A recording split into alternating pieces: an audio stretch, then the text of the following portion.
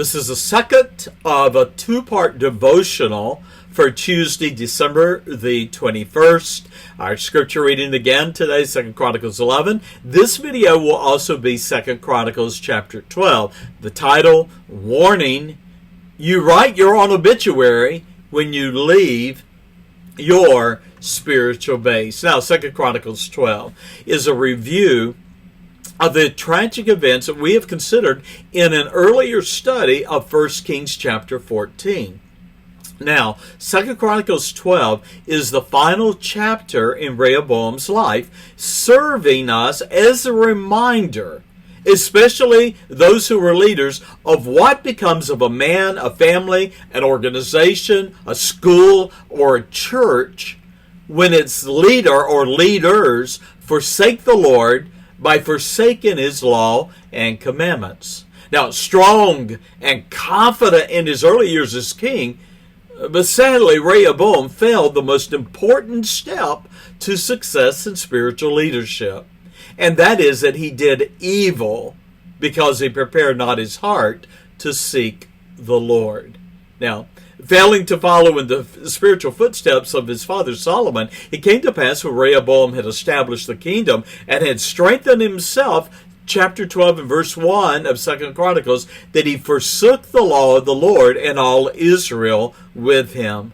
Now, the tragic consequences of Rehoboam's failure to humble himself before the Lord and obey his law led Israel away from the Lord, ultimately divided the nation, and invited God's judgment.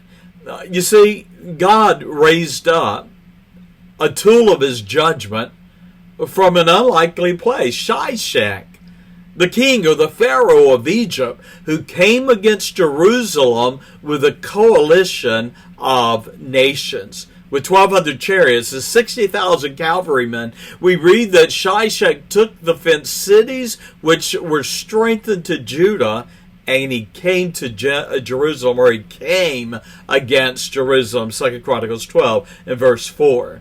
Now, there was a prophet that God did use, and he prophesied against Rehoboam and Judah in 2 Chronicles 12, verses 5 through 12. The Lord sent Shemaiah, who prophesied to Rehoboam and the leaders of Judah that it was their sins that had given cause for the Lord to bring Shishak against Jerusalem. However, because Rehoboam and his leaders had humbled themselves before the Lord was merciful, and he spared Jerusalem from destruction. However, he did not spare Rehoboam and Judah the humiliation of becoming the servants to the king of Egypt.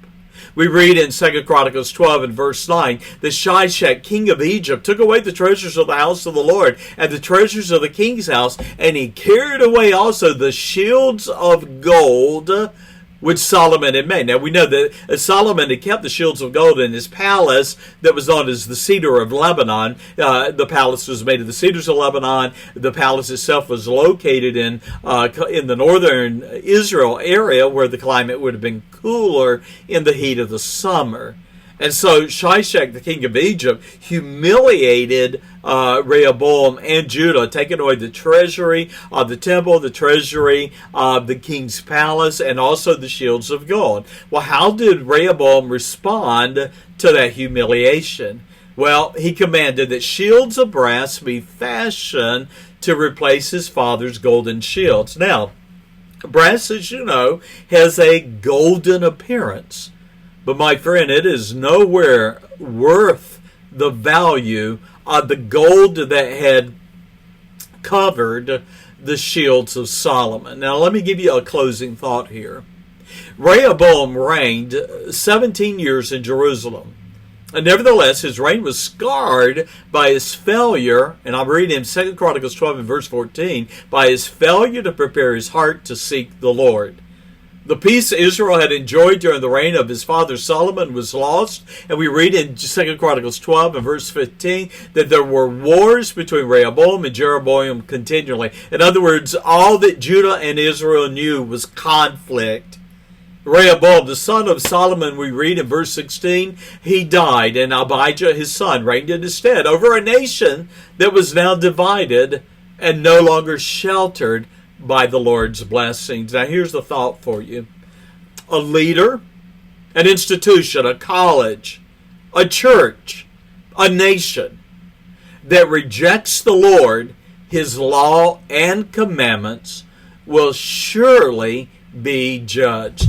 I'm afraid that there are many churches today, there are many Christian schools, many Christian colleges, many Christian universities that have made shields of brass to disguise and hide the failing of those places. And sadly, the judgment of God. They've compromised, and the world has taken hold. Even as Shishak, the king of Egypt, took the shields of gold, leaving behind a nation that accepted brass. Shields of brass over shields of gold. My friend, we ought to be faithful because God's judgment is sure if we are not. God bless you. Bye-bye.